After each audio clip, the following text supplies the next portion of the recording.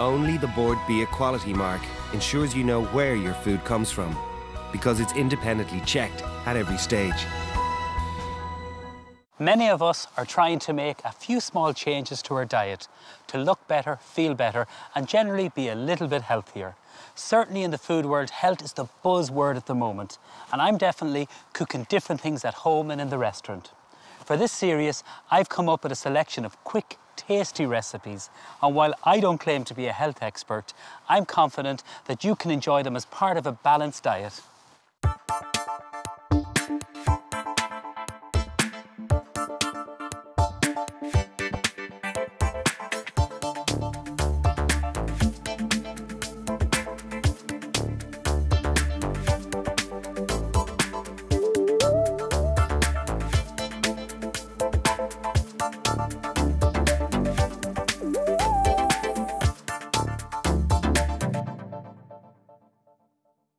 Today I'm going to meet Maureen Gaffney, the well-known and much-admired psychologist, who cooks a stress-busting chicken dish for me.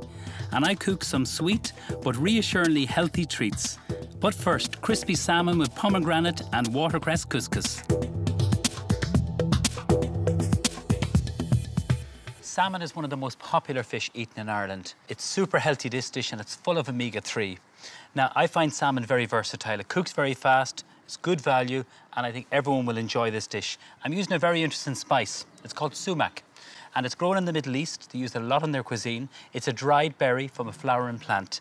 It's acidic, so it's kind of lovely and fresh and great tasting, but also the colour's amazing. So what I'm going to do is put it into some flour, and I'm going to actually pan-fry the salmon with that lovely crust.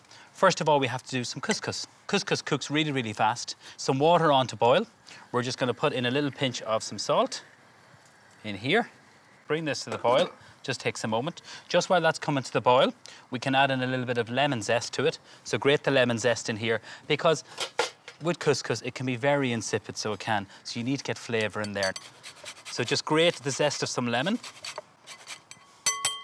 And I like to put the juice in too. And then just make sure there's no seeds in here. It's a beautiful lemon. Just squeeze that in there. Now, if you want to, when you're cooking couscous, get a dry pan, toast it in the oven so you get a lovely kind of nutty taste to it. And, you know, it creates a lovely kind of texture to it, but also it colours it too. So you just mix through the lemon juice with the lemon zest. Now, what I'm going to do next is I'm just going to bring over my water. So you just bring it to the boil. You can use vegetable stock. I'm just using some water. And then I'm just going to stir this through. So couscous is lovely warm or cold, and you can put cooked chicken, even some cooked prawns, smoked salmon. Cover it in cling film, and then it should puff up. I'm going to do 2 little layers of cling film. So it's the steam that actually cooks this and puffs it up. Just completely cover the bowl. So while that's going to fluff up in a moment, I can start to cook my salmon. Try and get organic salmon. It's pin-boned, the skin has been removed, and what I'm going to do, I'm just going to simply toss it in some rice flour and this wonderful spice called sumac. So I'm going to put in 2 teaspoonfuls of this, and I'll just mix this through. This is going to be a lovely crust. It's a relatively new spice, to be truthful, for me. Gorgeous with fish, and I've seen it in some recipes with duck and different kind of meats too. So just experimenting it. We're going to heat the pan. A little bit of olive oil. So the pan is already preheated, and I'm just going to season up the flour. So just a tiny little bit of some sea salt and black pepper in there. Toss my salmon. Completely cover it all over, back and front. Using the tongs for this here. Put this on the pan, presentation side. Shake off any excess. Make sure the pan is warm. It should get a nice little bit of colour from the sumac. And what I'm going to do next is finish off the couscous. The couscous should have absorbed all this liquid. Look at how quick that cooks. I get a clean spoon, or you can use 2 forks, and you just fluff this up. Now, we've got to get lots of different flavour in here. We have a bit of lemon juice that we're going to use a little bit of pumpkin seed, or you can use some sesame seeds, whatever. We're going to sprinkle this in here. These are some flax seeds, lovely in bread. They're lovely even in granola, so they are. So put some of these in here. Get these pomegranates, just get the seeds out. So just using a sharp knife. Isn't it the most beautiful fruit?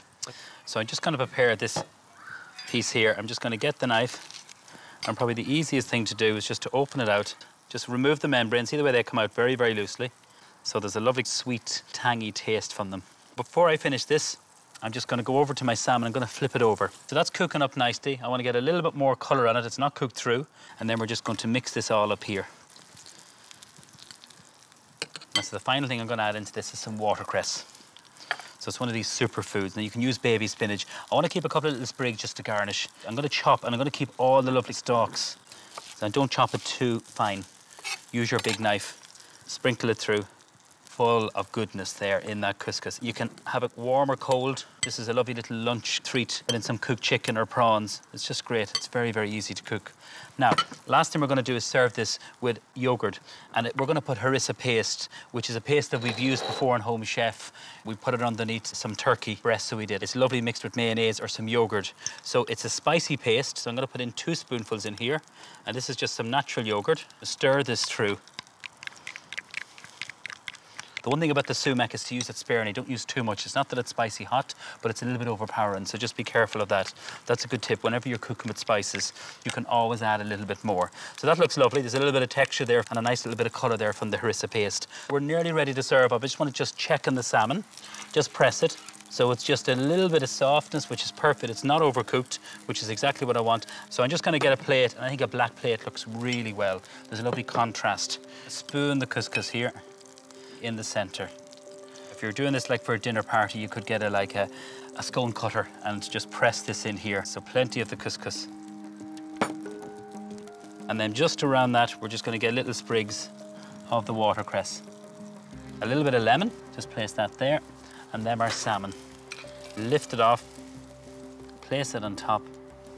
And then on the side, you can serve it on a dish. I'm just going to simply spoon it here, just to the side. That lovely yogurt with the harissa paste. And that is a really very quick and healthy dish using wonderful fish. That's my salmon with the couscous and the harissa yogurt.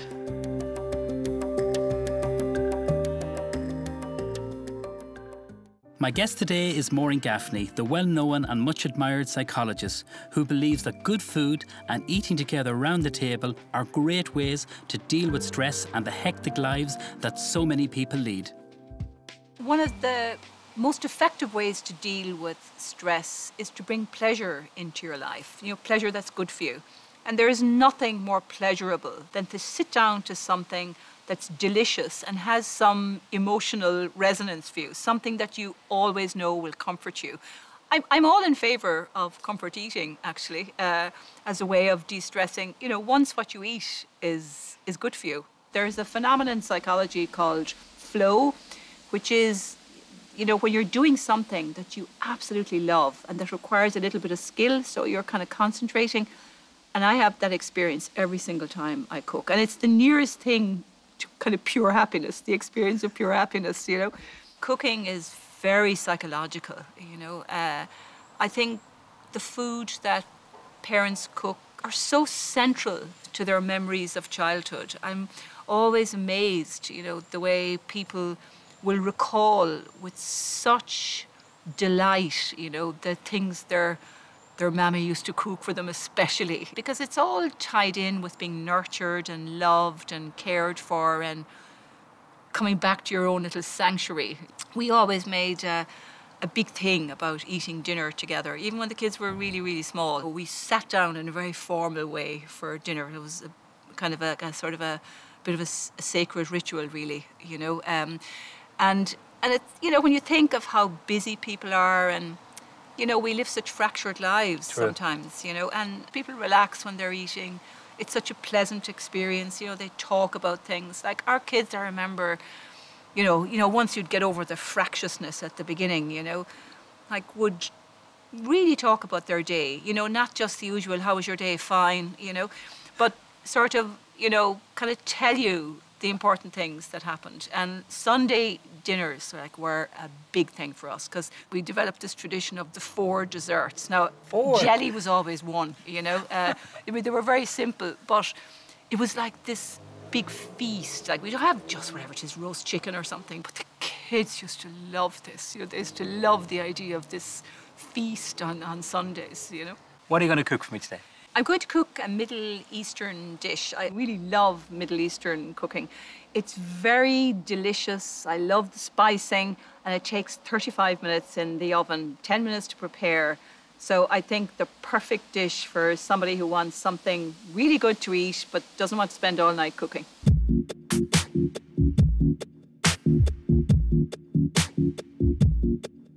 Thinly sliced 2 lemons and 2 red onions. I'll start spicing the chicken. I score the chicken. The spices go into it more, and it means that it cooks kind of faster. So you need about 1.5 teaspoons of allspice. The recipe calls for a full spoon of cinnamon. I think cinnamon is a powerful spice. I would put more like a kind of a 1/2 teaspoon, and then sort of a scant teaspoon of ginger. This one is a little bit more exotic. It's a Middle Eastern spice, lends a lovely acidity, almost kind of a lemony. Sumac. They often would sort of sprinkle it on salads. This one, again, is a bit exotic. It's za'atar. You can do all this without these last two. One of the main ingredients in it is dried thyme. You could just put maybe a spoon of dried thyme. It's sort of earthy, and you need it's sesame seed, yeah. Oh, well done, you. Beautiful. Mix these up, and you put in 2 crushed cloves of garlic. Okay. That's your next job, Neville. Okay. I tend to put the spicing on the chicken first, and then we can put the garlic on later. Don't be afraid to sort of So where will I put this? smell. You can just put it in there, and then we'll... I developed an interest in cooking really when we went to America. At the time, Julia Child used to be on TV. Oh, yeah, sure. What a legend. And I used to miss lectures and everything, you know, because I just loved it. You need about 4 tablespoonfuls of oil. Kind of a generous. Chicken breasts in particular can dry out very, very easily. And I think olive oil is good for you anyway. I put some of this in the bottom so that the thing doesn't burn. Just like a trivet. Yeah, exactly. And then put skin side up. And the one thing you then add to it is the stock. So you need a cup or something. So that's ready for the oven now. But I've been waiting all my life to say this, Neville. I have one I prepared earlier. That's my line.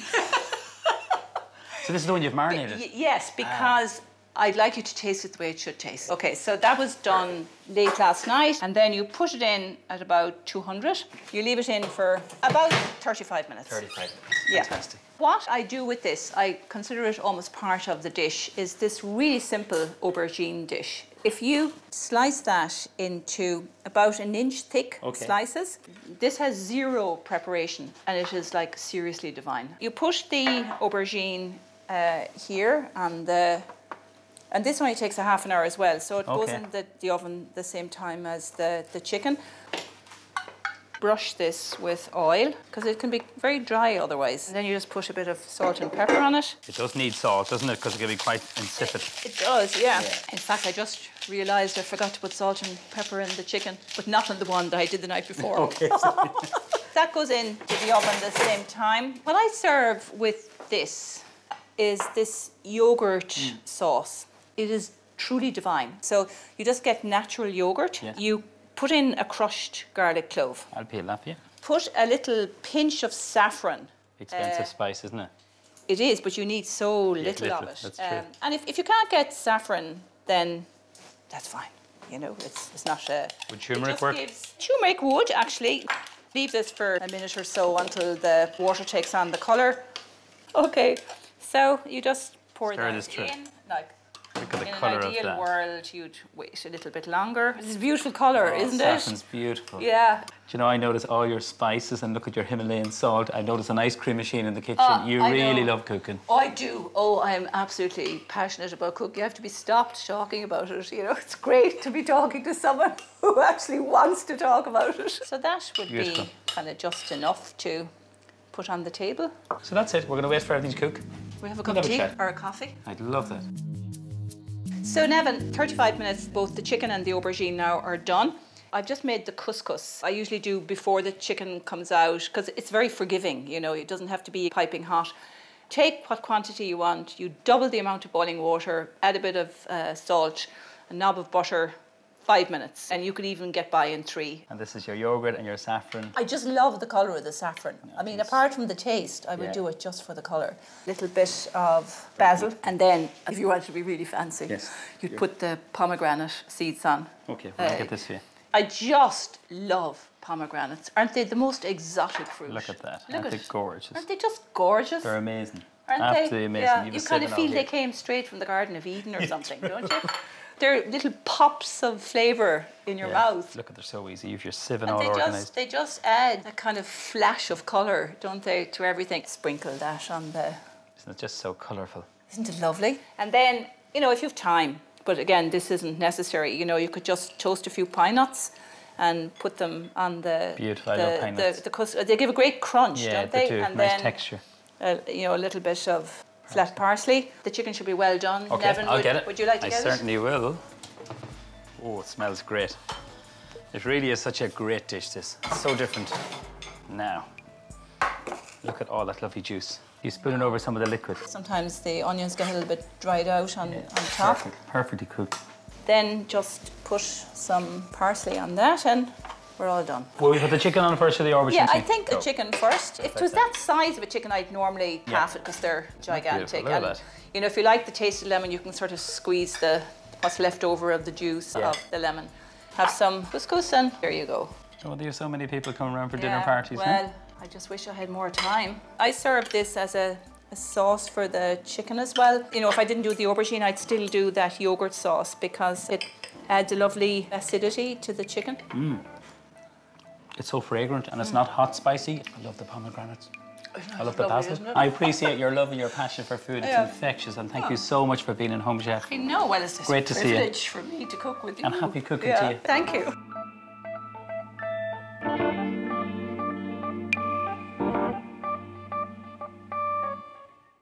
Look for the Board Beer quality mark, because it looks after you.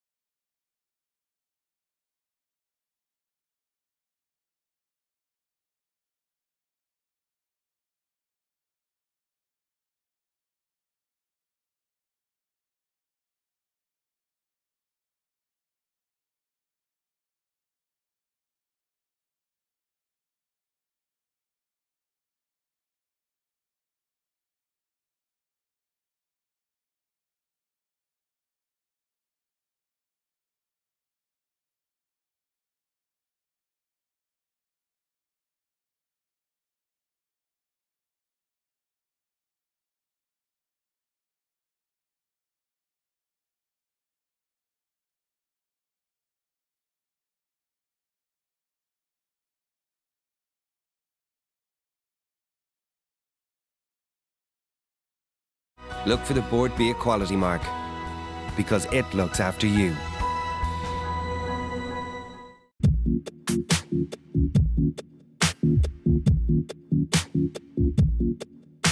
When you think of desserts, you usually think that they're full of sugar and cream.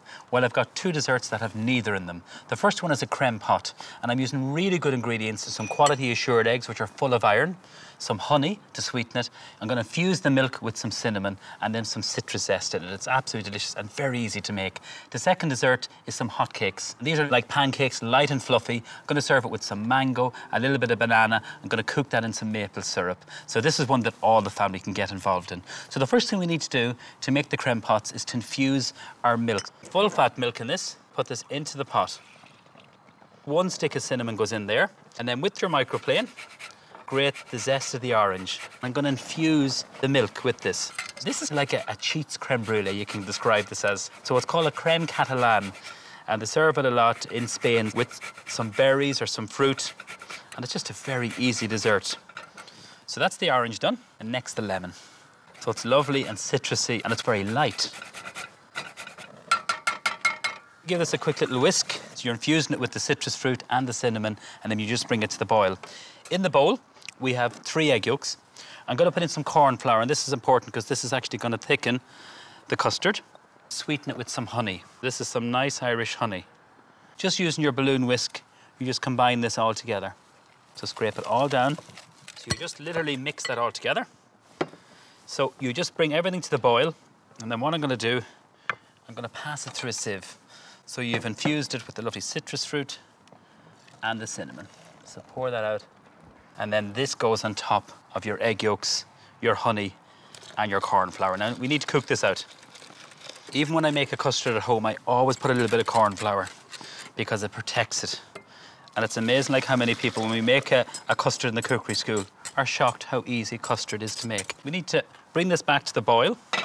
If you don't use the corn flour, it won't thicken up and it can curdle. Keep whisking this, and this just takes a minute or two just to cook it out, and you'll see it will thicken up now.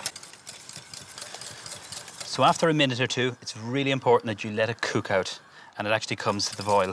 And I just want to show you the consistency. It's a really lovely kind of thickish consistency. So that's ready. Pour this into the jug. But if you want a lighter custard, just to serve with some nice apple tart, apple crumble, you just add a little bit more milk into it. And that's it done, as easy as that. Now, we're going to do these in small little glass dishes. Do you know when sometimes you get yogurts? Keep those and just wash them out and you can serve them in this. It's such a quick, handy little dessert. I fill 4 of these here. So at this stage, what I like to do is let these cool slightly at room temperature for about 10-15 minutes, then place them into the fridge. Never put anything hot into the fridge.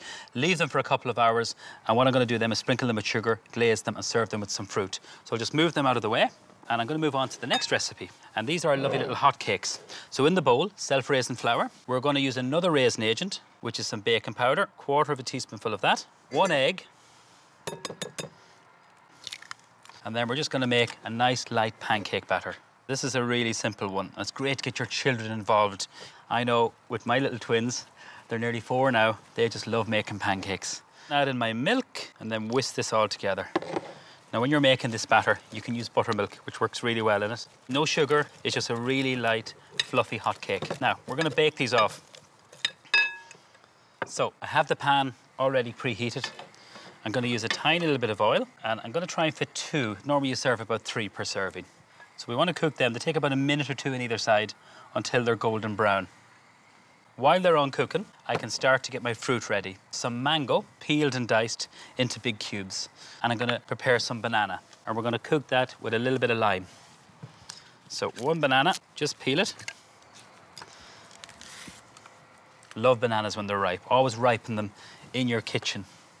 And then just slice them. Don't slice them too thin. Nice big chunks of banana in this. Cook this with a little bit of maple syrup. Now you can use honey, so the pan is already preheated. First thing I'm going to put in is my mango. Put the banana in there. I don't want them to go mushy, that's really important. I'm going to grate a little bit of lime zest, so it's lovely and fresh, adds a bit of colour, and just a little bit of lime juice, just to counteract the sweetness of the maple syrup. Just give that a little shake. And just leave it at that, switch it off. Now let's have a look at the hot cakes. Using a palette knife. See the way they've puffed up? Flip them over.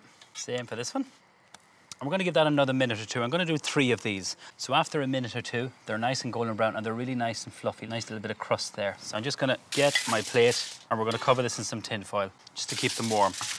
I'm going to do 1 more. So a little bit more oil. Definitely worth getting a crepe pan. Non-stick. They're fantastic for these. Go right into the centre for this one. And then what you can do is just kind of push it down. While that's just finishing off, I'm going to finish off my crème pots. These are ones would have made earlier. Let them sit in the fridge, very important. And we're just going to sprinkle a little bit of sugar and blowtorch them. So this is a great little gadget to have, is a small little blowtorch. Some brown sugar. I'm just going to literally sprinkle them over the top. And I'm just going to blowtorch them. Okay, you can adjust the speed of this. So just have it nice and slow. And you caramelise sugar. And this creates a lovely crust. Bring it up and down, that's the secret. Perfect. Get some fruits, and I'm using some nice seasonal berries. So I have some raspberries, blueberries, strawberries, work really well with this. Switch off the pancake, in goes some raspberries and some blueberries there. Counteracts the richness of this, even though it's a very, very light, refreshing dessert. 1 of your little crème pots, and then take my pancake off. This should be ready, perfect.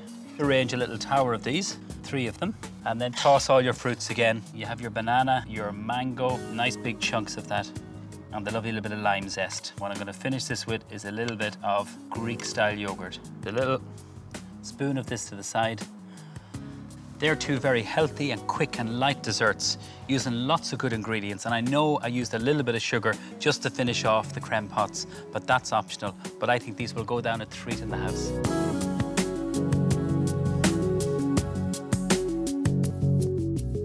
Next time, I'm going to visit DCU Sports Academy, which looks after the university's elite GAA players and athletes. And I cook some chicken goujons the healthy way and 2 great lamb dishes.